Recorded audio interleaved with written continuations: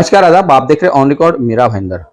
पिछली खबर में आपसे मैंने बताया था कि कैसे एहसान राजपूत ने अमीर बनने के लालच में, करोड़पति बनने की चाह में न केवल अपने पड़ोसी, अपने दोस्त बल्कि अपने रिश्तेदारों को भी ठगी का शिकार बनाया है। उन्हें हरे हरे सपने दिखाकर उनसे लाखों और करोड़ों रुपए ऐंठे हैं एहसान राजपूत ने। उसने न केवल अपने आसपास के लोगों को अपना शिकार बनाया बल्कि ऐसे मृतक लोगों को भी उसने शिकार बनाया है जो इस दुनिया से गुजर चुके हैं, जिनकी प्रॉपर्टी का कोई वारिस नहीं है। ऐसे प्रॉपर्टी को तलाश करने के बाद में एहसान राजपूत बड़ी ही चालाकी से फर्जी दस्तावेज बना लेता है और उन मृतक लोगों की प्रॉपर्टी अपने नाम कर लेता है। इस तरह का एक मामला नया नगर पुलिस थाने में आया है, जिसके चलते एहसान राजपूत जेल भी जाकर आ चुका है। गुजरात से आई हुई एक महिला ने हमसे संपर्क किया और हमसे उसने बताया कि कैसे एहसान राजपूत ने बोगस डॉक्यूमेंट तैयार करके फर्जीवाड़ा करके उसके दो दुकानों को हथिया लिया है, जिसकी शिकायत उसने हाल ही में नया नगर पुलिस थाने में की है। क्या है ये पूरा मामला, आइए मैं आपको ले चलता हूँ उस पीड़िता महिला के पास में और जानते हैं उसी की जबानी कि कैसे एहसान राजपूत ने उसके दुकानों को हड़पा है। जी, मैं गुजरात में रहती हूँ। मेरा नाम रोशनी है। और जी, मेरी मम्मी मर जाने के बाद 2017 में मेरी मम्मी का देहांत हुआ है। और मेरी मम्मी मर जाने के बाद इधर मेरी मम्मी ये इधर फ्लैट है, फ्लैट में रहती थी मेरी मम्मी। मेरे पिताजी पहले 2010 में उसका देहांत हुआ था। और मेरी मम्मी 2017 में देहांत हुआ था उनका। और मेरी मम्मी का इधर फ्लैट था, फ्लैट हारून गफर, अरे एक मिनट, एहसान गफर राजपूत ने फ्लैट उसके नाम पे कर लिया था। और वो मुझे इधर आने भी नहीं देते। और जो दुकानें हैं, दो दो दुकान में भी वो लोग मुझे उनके नाम पे, मेरी मम्मी मर जाने के बाद उनके नाम पे कर दी है दुकानें भी। और मेरे मम्मी का आखिरी कुछ क्रियाक्रम भी है, वो भी करने नहीं देते इधर आके। वो भी किया नहीं, अभी तक भी नहीं किया। और मुझे इधर आने भी नहीं देते इन लोग। और जो क्या आपको बोला जाता था? वो लोग ये बोल रहे थे कि आपका कुछ है ही नहीं, आपकी मम्मी जो थी वो मर गई है और आपका कुछ है ही नहीं, तो इधर आप क्यों आ रहे हो। उस घर में मुझे इस फ्लैट में पॉग पॉग भी नहीं रखने दे, पैर भी नहीं रखने देते तो फिर आपने इधर। उनके खिलाफ में यहाँ पर शिकायत की थी, उस शिकायत के बाद में क्या हुआ? वो शिकायत इन लोगों ने दर्ज की है। अभी एक एफआरआई तो हुई है इन लोगों के ऊपर फ्लैट के बारे में। और दुकान के बारे में हम लोग के पास कागजात नहीं थी, और कागजात अभी हासिल हुई है। ऐसे मेहनत करके इधर गए उधर गए, ऐसे मेहनत करके हम लोग कागजात इकट्ठा किए हैं। अभी मैं तो गुजरात से आती हूँ, इधर तक आना पड़ता है मुझको। इधर कुछ मुझे मालूम भी नहीं है, कहाँ मामलेदार है, कहाँ ये है, नगर पालिका है। लेकिन मैंने सब इकट्ठा किए हैं कागजात और इधर दिए हैं पुलिस स्टेशन में। इन लोग ने देखा और कार्यवाही कर रहे हैं इन लोग। और एफआरआई भी इन दुकान के बारे में दर्ज हो, होने वाली है अभी। ये गाड़ी का क्या मामला है? किसकी गाड़ी है? क्या गा, इसकी गाड़ी गाड़ी भी मेरे पिताजी और मेरे मम्मी की है ये गाड़ी। और ये भी एहसान गफर राजपूत ने एक ये रही गाड़ी, ये गाड़ी है। और ये गाड़ी भी इन लोगों ने किसी और को बेच दी थी गाड़ी भी। फिर अभी ये गाड़ी कहाँ पर खड़ी है और क्या आपसे बोला पुलिस जा रहा है स्टेशन क्या? के बाहर खड़ी है।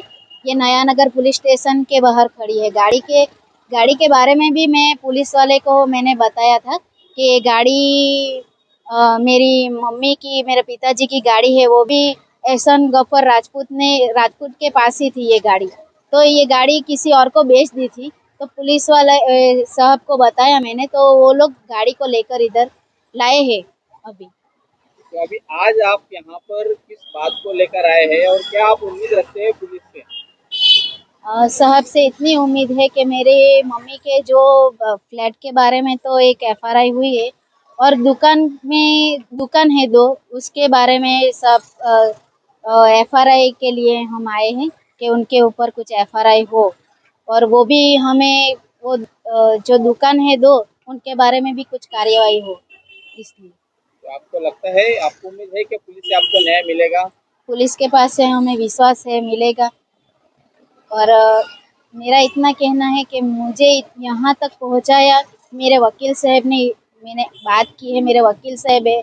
मेरे वकील साहब मेरे पास से कुछ पैसे वैसे भी नहीं लेते हैं।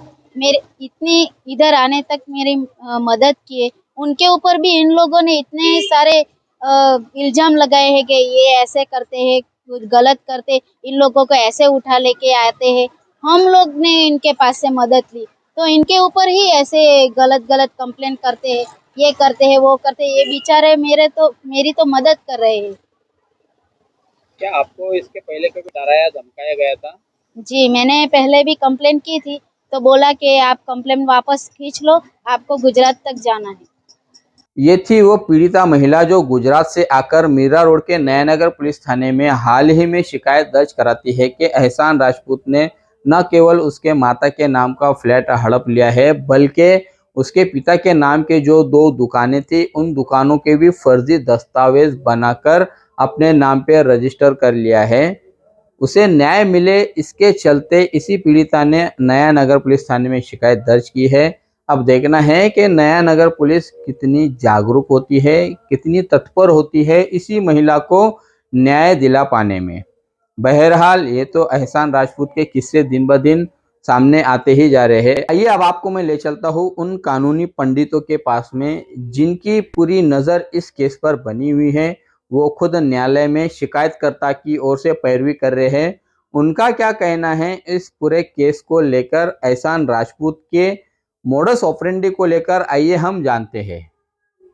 तो जैसे ही आरोपी को पता चला कि उनके अगेंस्ट में एफआईआर हुई है, वो उन्होंने कोर्ट का दरवाज़ा खटखटाया, एंटीसिपेटरी बेल अप्लाई की, जिसमें हमने इंटरवेन किया as a complainant, as an intervener. और हमने कोर्ट को बहुत सारे पुरावे दिए, जो ट्रांजेक्शन हुए, जो पैसे उन्होंने हमसे लिए हैं फ्लैट दिलाएंगे बोल के, वो सारे ट्रांजेक्शन हमने कोर्ट को रिवील किए हैं। और हमें लिस्ट जारी की गई थी कि ये देखो, कम से कम 48 to 50% है जिन्होंने इस स्कीम में इन्वेस्ट किया है पैसा, और उनको भी फ्लैट मिलेगा। और उस लिस्ट में एहसान राजपूत का खुद का भी नाम था पहले नंबर पे। तो वो सारी लिस्ट वगैरह जो उन्होंने हमको प्रोवाइड की, इनफैक्ट एक उन्होंने प्लान प्रोवाइड किया कि देखो ये प्लान है, इस प्लॉट पे ये प्लान बनने वाला है। और उन्होंने साथ ही हमको सोसाइटी, एक फेक रजिस्टर्ड सोसाइटी का डॉक्यूमेंट दिया कि ये सोसाइटी रजिस्टर्ड है, ये ही सोसाइटी यहाँ पे बनने वाली है, ये सोसाइटी फॉर्म होगी। तो ये सारे पुरावे जब हमने पुलिस को भी प्रोवाइड किए और कोर्ट को भी प्रोवाइड किया, तो पुलिस ने अपने इन्वेस्टिगेशन में मालूम किया कि ये सारे पुरावे फॉल्स है, बोगस है। उन्होंने, आरोपी ने खुद ने बनाए हुए हैं, ना ही कोई सोसाइटी कहीं पे रजिस्टर्ड है, ना ही ऐसा कोई स्कीम है वहाँ पे, और ना ही कोई राशन कार्ड इन्होंने बनाने के लिए दिया था। तो सारे डॉक्यूमेंट्स कोर्ट को हमने सबमिट किए। उनके एंटीसिपेटरी बेल एप्लीकेशन को हमने अपोज किया। काफ़ी हियरिंग हुई उसमें। आरोपी के वकील थे, उन्होंने भी काफ़ी हियरिंग्स में आर्ग्यूमेंट्स किए। हमारे भी सबमिशंस थे, हमारे भी आर्ग्यूमेंट्स थे। और उनके, आरोपी के वकील का ये कहना था कि वो खुद इन्वेस्टर है इसमें, क्योंकि लिस्ट में उनका भी नाम था। बट एक चीज़ थी कि वो इन्वेस्टर है तो उनका ट्रांजेक्शन कहाँ है, उन्होंने कोई बिल्डर को पैसे दिए हैं क्या, ये दिखाना वो असक्षम रहे, क्योंकि ये कोई फैक्ट ही नहीं था, वो कोई इन्वेस्टर थे ही नहीं। तो ये सारी चीज़ों को मद्देनज़र रखते हुए कोर्ट ने दोनों पक्ष का सुना और निष्पक्ष एक निर्णय दिया, उनका एंटीसिपेटरी बेल को रिजेक्ट किया। और रिजेक्ट होने के बाद वो अरेस्ट हुए हैं। फर्स्ट रिमांड हुआ उनका, आज उनका सेकेंड रिमांड था। तो उनको फर्दर 5 दिन की और पुलिस कस्टडी मिली है। तो अभी कैसा है, अभी जो भी होगा नेक्स्ट हियरिंग पे क्या होगा वो हम देखेंगे। मैं मेरे क्लाइंट्स को रिप्रेजेंट कर रहा हूँ। एहसान राजपूत एक मीरा भाईंदर का जाना माना फिगर है चीटिंग और फॉर्जरी को लेकर।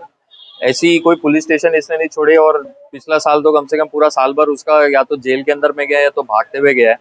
इसकी फर्जीवाड़ा को अगर अपन देखेंगे, मीरा भाईंदर के अंदर में उसने सब जगह इसे फैला के रखा हुआ है।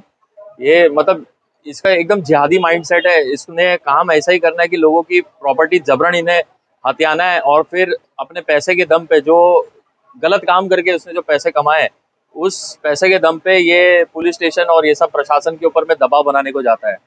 और अब की फिलहाल की एफआईआर के अंदर आप देखेंगे तो पुलिस का बहुत अच्छा प्रोग्रेस रहा है इसके अंदर में। और ये लिस्ट बहुत ज़्यादा बढ़ गई है। मेरे ख्याल से कोर्ट ने भी इसको काफ़ी सीरियसली लिया है, जो एक सेकंड कस्टडी भी इसको अभी मिली है। अब एहसान राजपूत और उसकी गैंग के ऊपर में शिकंजा कसते हुए नजर आ रहा है। पर ये बात बहुत गलत है कि ऐसे कुछ पत्रकार जो कुछ पैसों के लिए आरोपी के परिवार को अपने न्यूज चैनल में बुला के उनसे पैसे लेके और उनका इनोसेंस दिखाने की बात करते हैं, तो ये पत्रकारिता पे भी एक बहुत शर्म की बात है। अपने को इस बात को बहुत सीरियसली समझना पड़ेगा कि अभी जो लिस्ट पहुंच चुकी है वो 2000 के ऊपर की पहुंच चुकी है। 2000 लोगों को सस्ते दामों पे मैडा में फ्लैट दिलाने का ये फर्जीवाड़ा का खेल है। अब इस मैटर के अंदर में अगर अपन देखेंगे कि जो आधार कार्ड पैन कार्ड जो फर्जी बने थे उसके बेसिस पे 2000 के ऊपर नकली अकाउंट बने, तो ये सारी चीजें अगर बैंक के अंदर में कोई एक नॉर्मल अकाउंट खुलने जाता है तो उसको पॉसिबल नहीं रहता। इसके अंदर में बैंक के एम्प्लॉय से लेके रजिस्ट्रार कलेक्टर से लेके बहुत सारे लोग भी आरोपी बन सकते हैं।